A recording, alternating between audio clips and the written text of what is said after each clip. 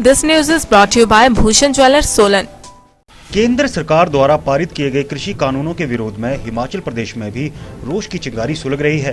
पांवटा साहिब में सैकड़ों किसानों ने कांग्रेस नेता अनिंदर सिंह नोटी की अगुवाई में नगर में ट्रैक्टर पर मार्च निकाला और एसडीएम पांवटा साहिब एलआर के माध्यम से सुप्रीम कोर्ट को जनहित याचिका प्रेषित की।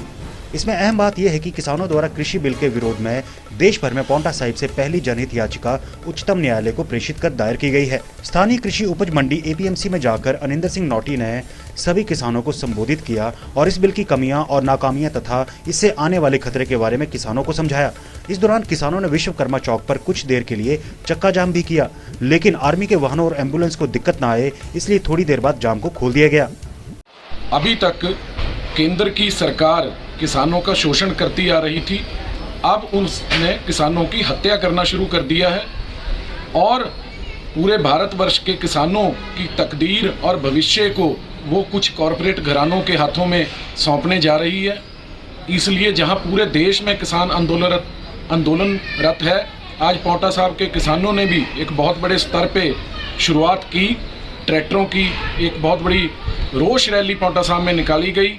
उस रैली के उपरांत किसानों ने आज नेशनल हाईवे पर धरना दिया है और सरकार भले आज किसानों की बात को नहीं सुन रही है, लेकिन न्यायालय में पूरा विश्वास रखते हुए आज हमने एक जनहित याचिका माननीय सुप्रीम कोर्ट में भी दाखिल की है और माननीय सुप्रीम कोर्ट से इस मामले में दखलअंदाजी की गुजारिश की है, ताकि किसानों को अब सरकार से कोई आशा नहीं है, सरकार में किसानों का कोई विश्वास नहीं बचा है, तो माननीय न्यायालय इसमें दखलअंदाजी करके किसानों की ये जो हत्या केंद्र की सरकार करने जा रही है, इसको रोके और सबको न्याय दे।